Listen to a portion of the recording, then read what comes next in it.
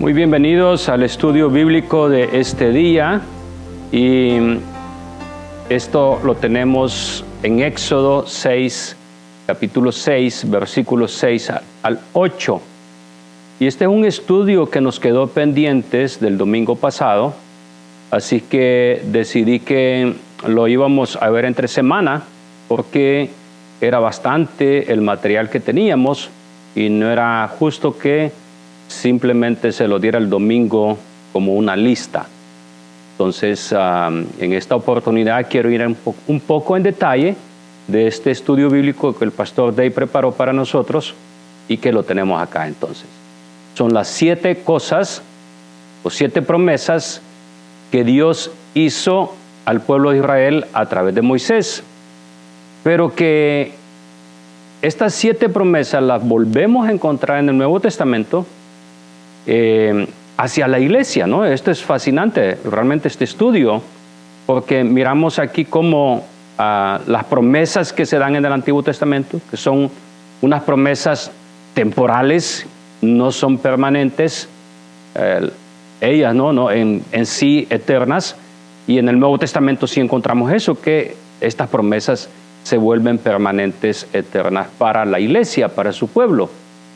Entonces voy a comenzar leyendo Éxodo 6 para que me acompañen en la lectura bíblica. Éxodo 6, del versículo 6 al 8, y en esta oportunidad voy a leer la Reina Valera contemporánea. Dice de la siguiente manera: por lo tanto, diles a los hijos de Israel, yo soy el Señor. Yo los voy a librar de los trabajos pesados en Egipto. Voy a liberarlos de su esclavitud. Con brazo extendido y con grandes juicios les daré libertad. Los tomaré como mi pueblo y seré su Dios, y ustedes sabrán que yo soy el Señor su Dios, que los libró de los trabajos pesados en Egipto. Voy a llevarlos a la tierra por la cual levanté mi mano y juré que se la daría a Abraham, Isaac y Jacob.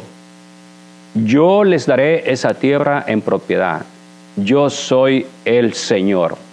Ya he explicado que cuando en el Antiguo Testamento, aquí en este texto que he leído de la Reina Valera contemporánea, ellos decidieron usar la palabra Señor en vez de Jehová. Así que cada vez que se dice aquí yo soy el Señor, el texto original, podríamos decir, dice Yahweh, yo soy Jehová, ¿no?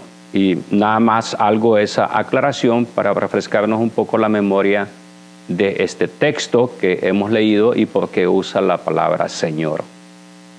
Entonces le dan las 7 promesas. A Israel, dice, lo va a liberar de los trabajos pesados.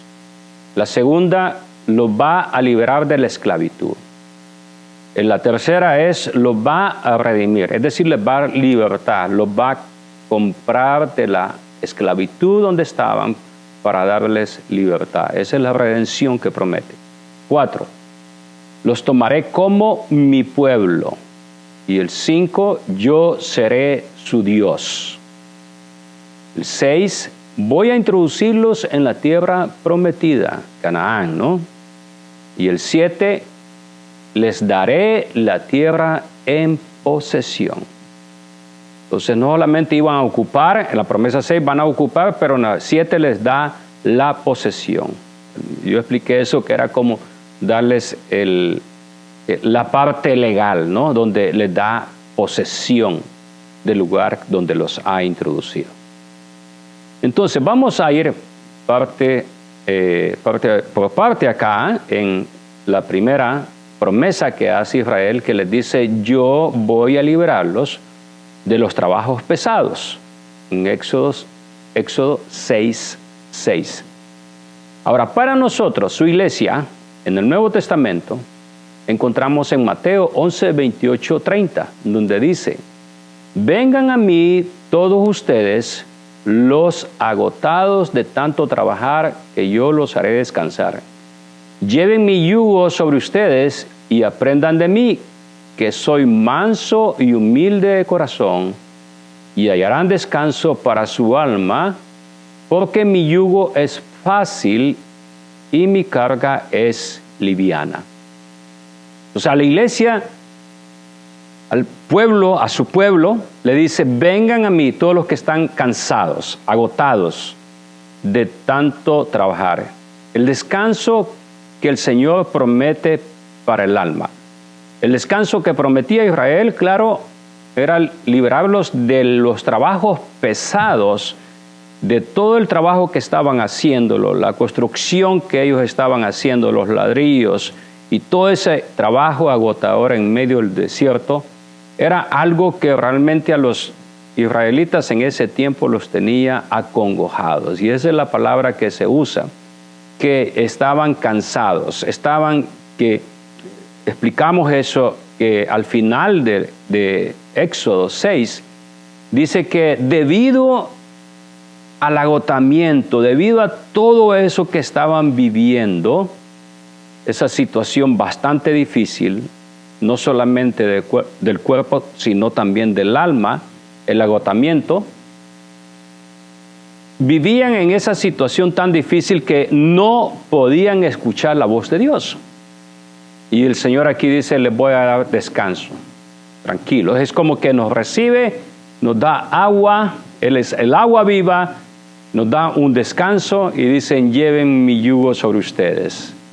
Soy manso y humilde de corazón y van a encontrar descanso para su alma.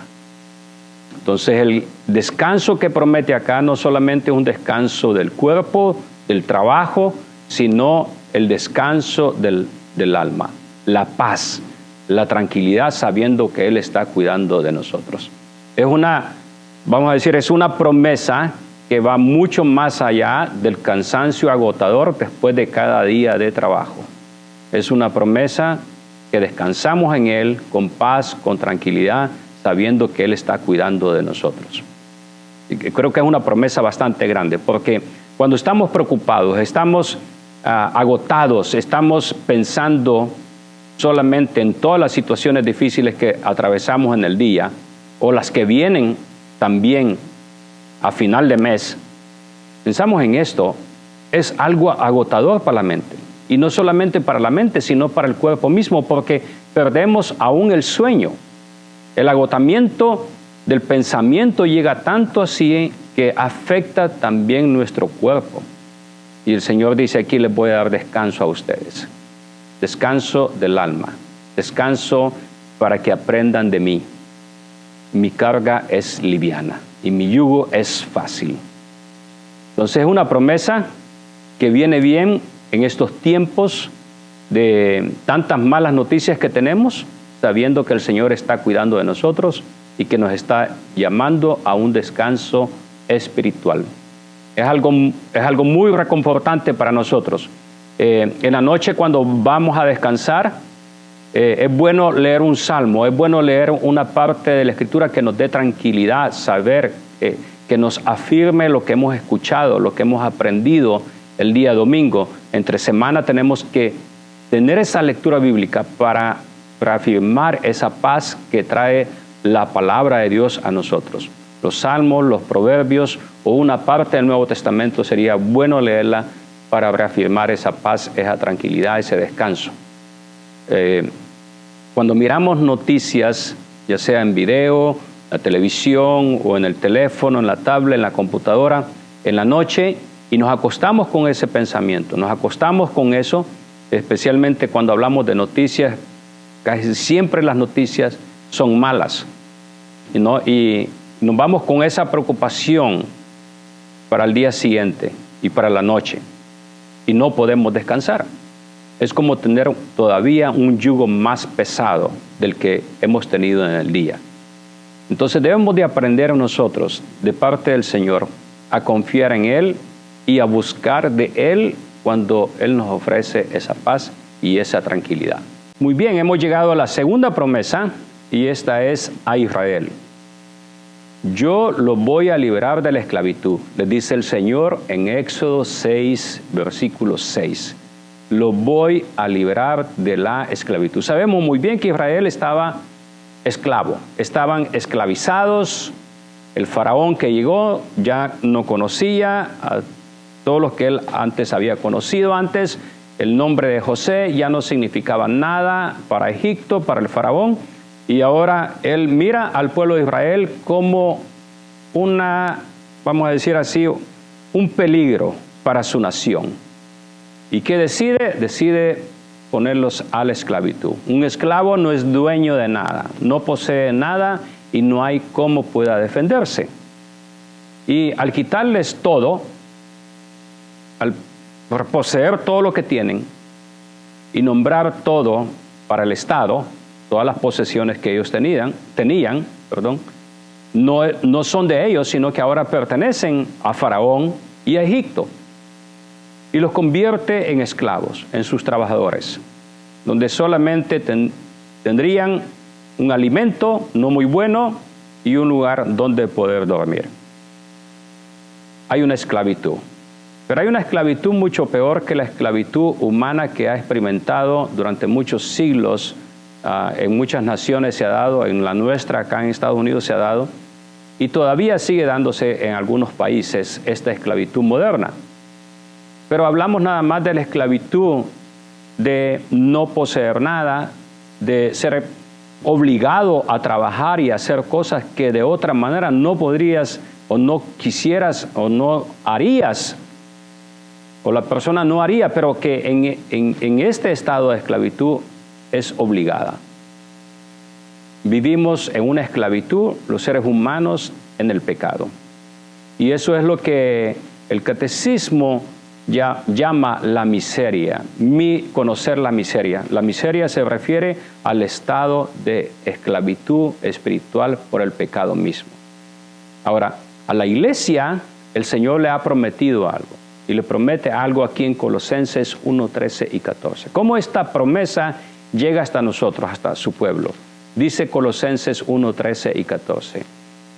Y que también nos ha librado del poder de la oscuridad y nos ha trasladado al reino de su amado Hijo, en quien tenemos redención por su sangre, el perdón de pecados. Dice, nos ha librado del poder de la oscuridad. La libertad que ofrece el Señor aquí es una libertad a darnos luz a nuestra vida, a darnos el significado real de nuestra vida, es que existimos, vivimos para adorar a Dios, para servirle a Él, y vivimos para Él. Mientras que antes vivíamos para nosotros mismos, estábamos viviendo en tinieblas. Aquí este texto de Colosenses 1:13 dice oscuridad. La oscuridad se refiere a aquel tiempo en el cual nuestra vista espiritual era completamente nula.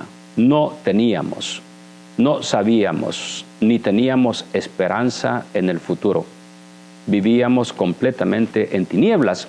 Y dice, y nos ha trasladado al reino de su amado Hijo. O sea, no solamente nos saca de la oscuridad, pero también nos mueve de allí y nos lleva al reino de Cristo Jesús, en quien tenemos redención por su sangre y el perdón de pecados. Es exactamente lo que sucede con Israel. Los libra del poder de la oscuridad, donde Faraón los tenía esclavizados, pero no solamente los libra y los deja allí, sino que también los mueve, los va a mover a la tierra prometida. Lo vamos a ver después, pero nada más hago énfasis en esa palabra que encontramos aquí, Colosenses 1:13, donde dice, y nos ha trasladado, nos ha movido.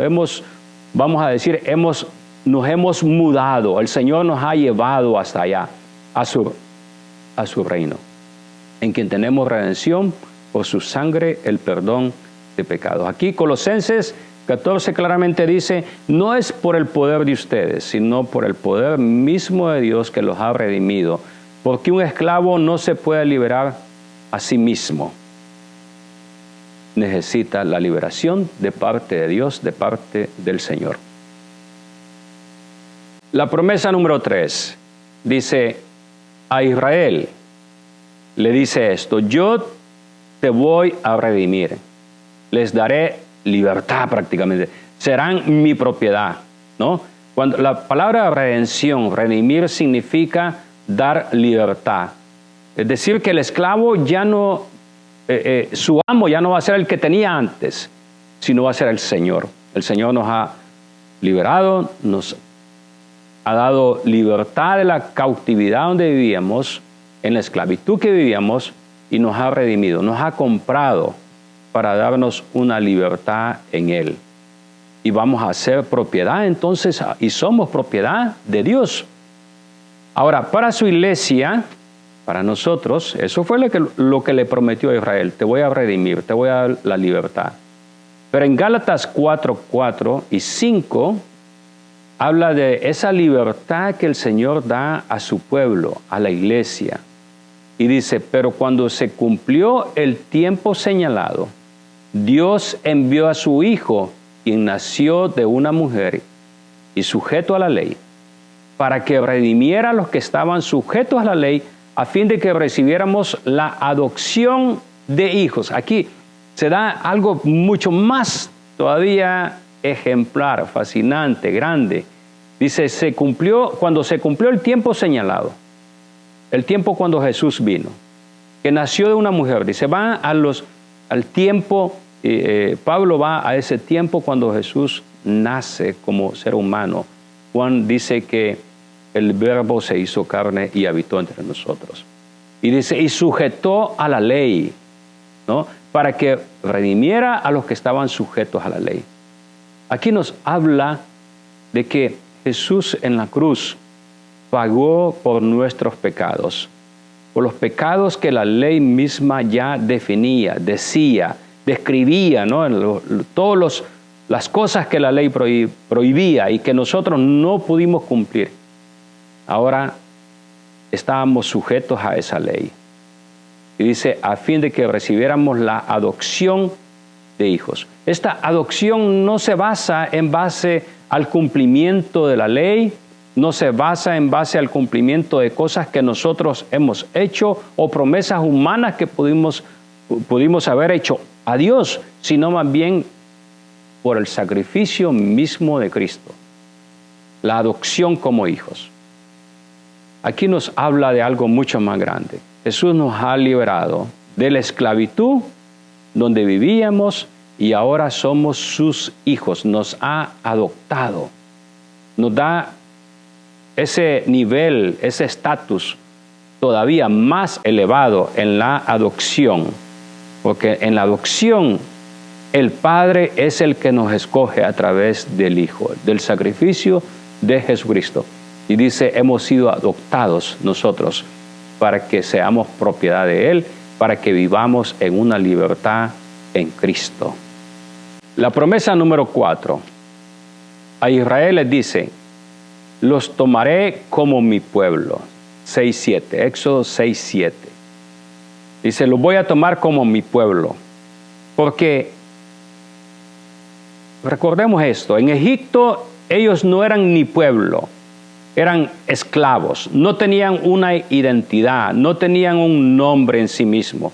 Eran simplemente un grupo de esclavos que estaba al servicio de Faraón para cumplir y hacer los deseos de Faraón en las construcciones que él les había encomendado y todos los trabajos que le había dado.